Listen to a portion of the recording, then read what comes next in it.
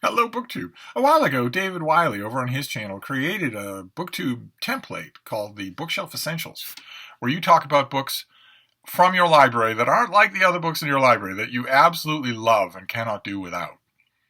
And a few other people have done Bookshelf Essentials. They're a lot of fun to do, to look at your shelves and decide, all right, well, which of you can't I live without, and what do I have to say about you? I've done a few, but I wasn't planning on doing one today.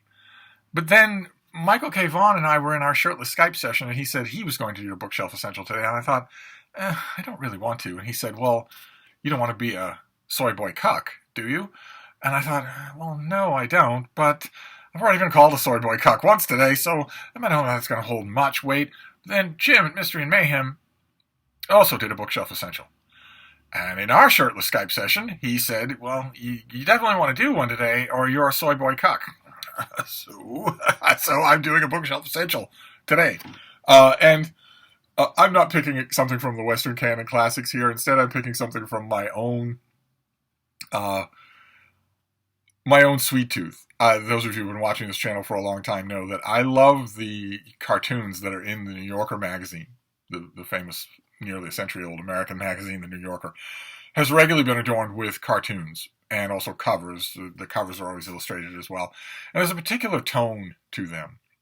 For a long time, the quintessential New Yorker cartoon was a quintessential New York cartoon.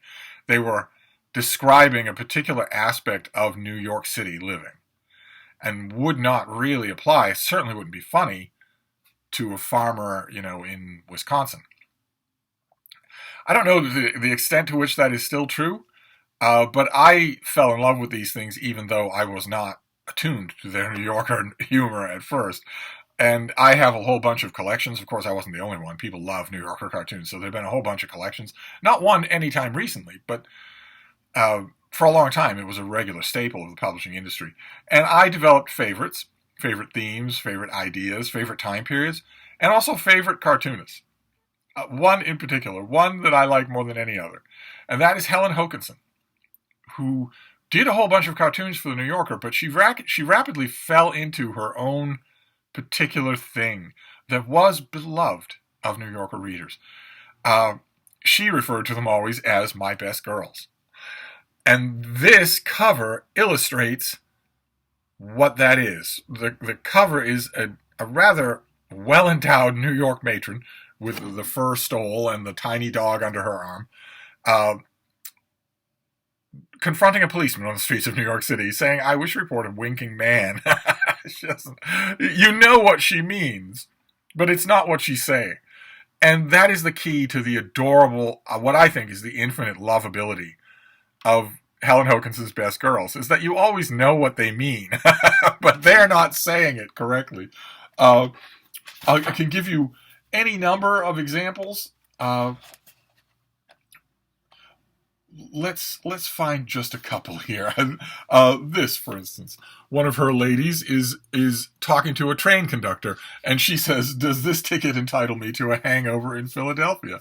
What she means is a layover in Philadelphia. She has spoken it wrong. And it's not just the malapropism; it's that she would never have a hangover. It's the oddness of it all, the odd juxtapositions of what these ladies are saying versus what they're doing. I want to find just one or two others here to illustrate what I'm talking about. I don't know that it actually will.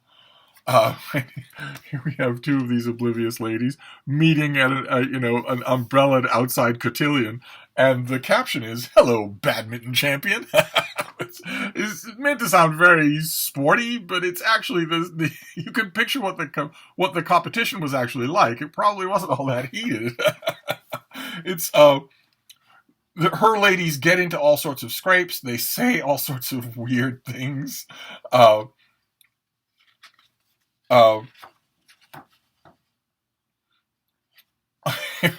We have one of her ladies out in the countryside. She is smashed into the rear end of some poor guy's car, and the caption is, "I've been driving for a whole year, and you're the very first person who hasn't got out of my way." Her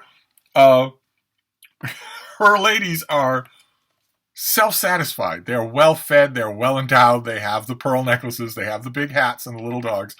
Usually they have big ostentatious boots or tiny little pinprick slippers. But they are not arrogant.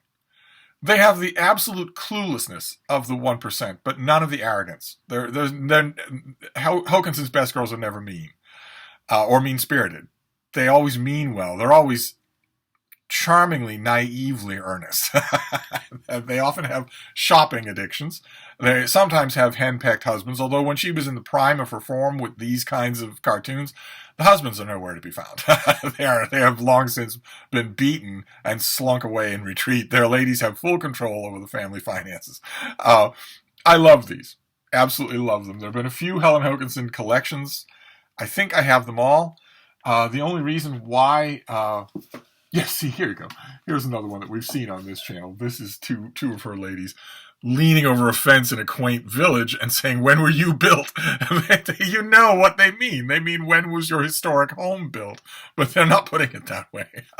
And the sad reason why there aren't any more Helen Hokinson collections for me to own is because she died well before her time in a plane crash, or there would have been 10 more volumes. She was beloved. It was a big deal, a wonderful thing for her to be in the New Yorker. Everybody thought that. It wasn't really a complete issue unless she was in it. But I've got enough. I've got enough to delight me. Certainly I've got enough to constitute a bookshelf essential. So that's my bookshelf essential for today. It's My Best Girls by Helen Hokinson. And as with all bookshelf essentials, I'll try to remember, but as with all bookshelf essentials, if you want to know if I've ever written about this, if something has occurred between two book covers in English, there's a good chance that I've written about it. If you want to know if I have, just Google in my name, and in this case, Helen Hokinson, and you'll find out. But I'll try to do that for you and remember to leave links. But that's my bookshelf essential for today. One that I go to whenever I need to put just something guaranteed to put a smile on my face. So I'll wrap this up for now, but I'll be back. Thank you, BookTube.